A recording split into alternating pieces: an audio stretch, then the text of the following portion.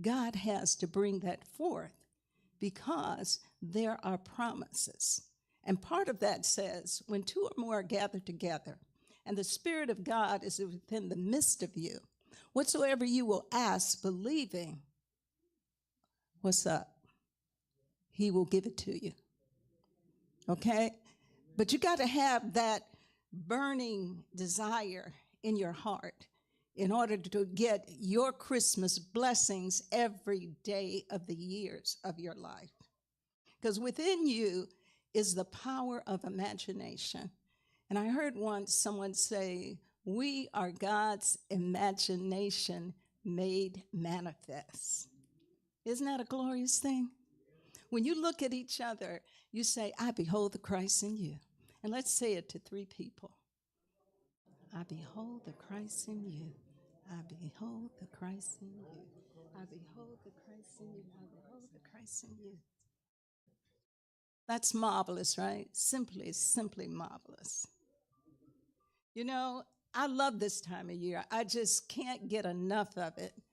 Just listening to the beautiful music and thinking about how imaginative everyone is this time of year. You see the decorative symbols of Christmas and people's music playing on their cell phones to remind us of how wonderfully affirmative all of this is, right? So when we look at the symbols of Christmas, we see the beautiful lights. We see wreaths, we see candles, trees, bulbs, and expressions of happiness. And that's a beautiful thing. You see more smiles around Christmas than you see any other time of year. But we should always, like the kids say, remember Jesus is the reason for the season. So what we're doing during this particular time of year, we're celebrating that unique beauty that is the Christ within each and every one of us. Christ within you is your hope of glory. You know, it says in scriptures, Jesus said, when you see me, you see the Father. Hello, Jesus. I got it like that, you know, and having confidence in whose you are, because you're only getting one opportunity to go through this. Now, I believe in reincarnation, but what's most important is this right now moment.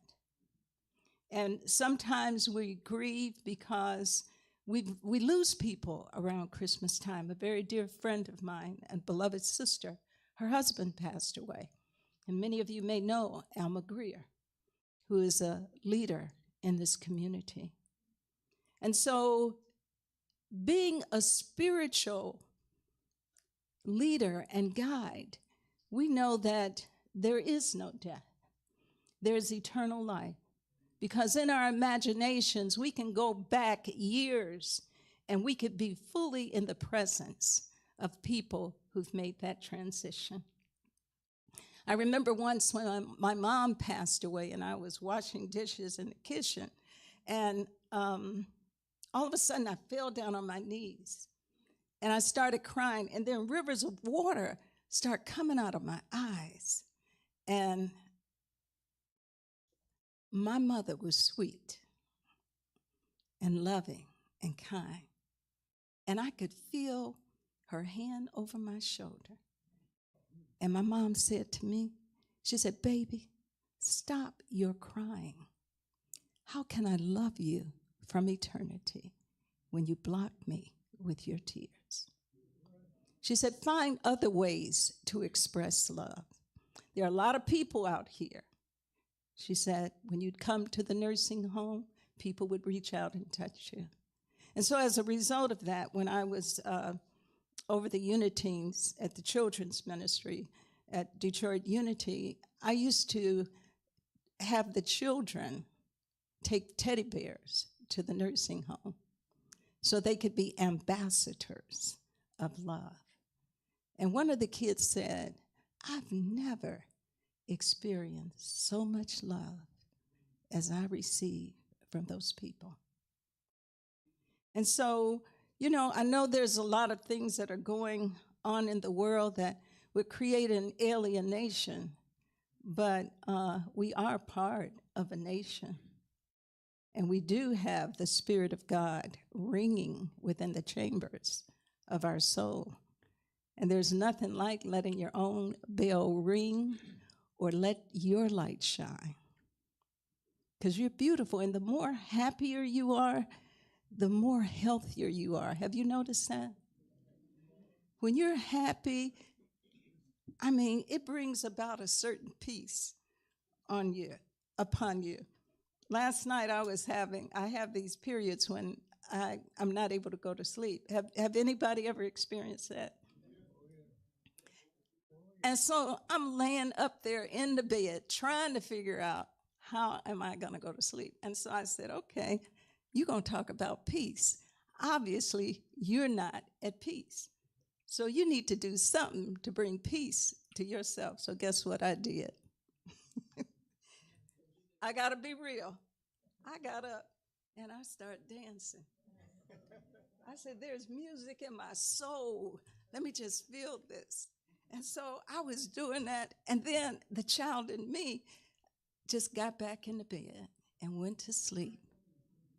You know, sometimes shouldn't just be laying around.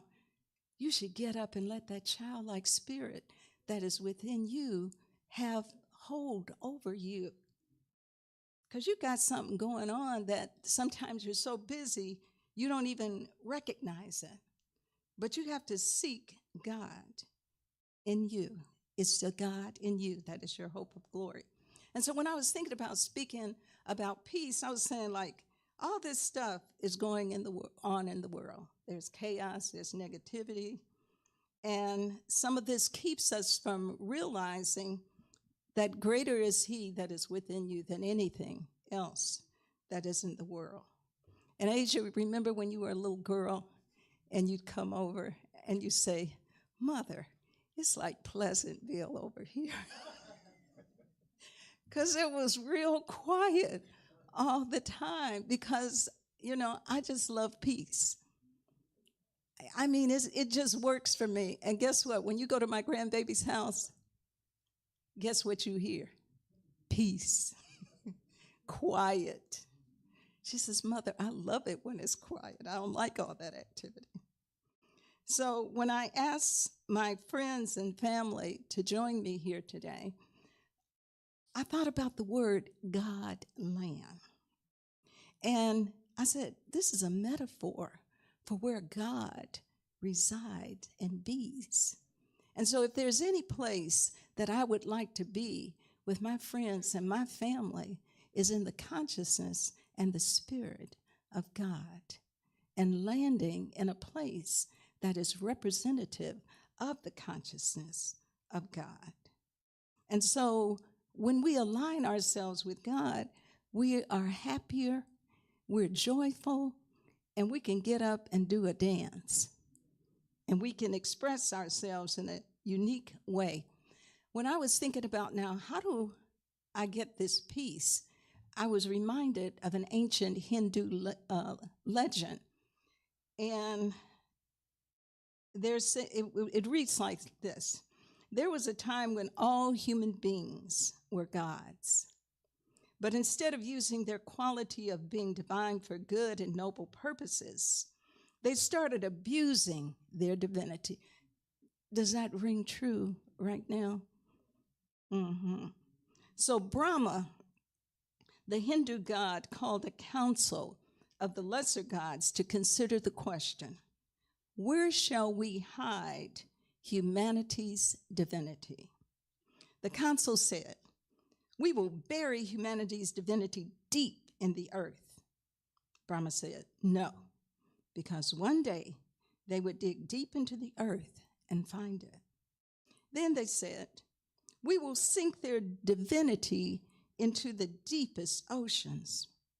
Again, Brahma said, no, not there. For they will learn to dive into the deepest waters and search the ocean bed and find it.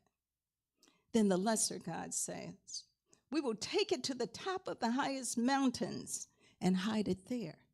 Again, the reply was no, because eventually humans will climb every high mountain on earth and will eventually find it.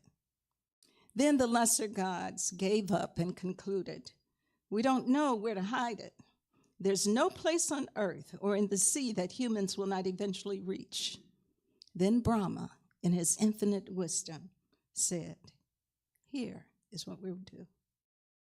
This is what we will do with humanity's divinity. We will hide it deep down in the humans themselves. They will never think to look within. Ever since, the legend concludes, humans have been going beyond themselves, climbing, digging, diving, exploring, and searching for something already within themselves. It is still the best kept secret of the ages. Instead of looking outside of yourselves or seeking others to complete you, know that your hope of glory is within. It's the God in you that you must turn to elevate your mind to a state of peace, comfort, tranquility, and transcendence. The Christ Spirit is our peace, guiding our deliberations, our attitudes, and our activities.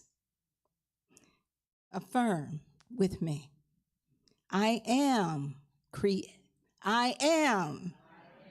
created in the image and the likeness of God. Say it again. Am created in the image and likeness of God. That's a powerful statement.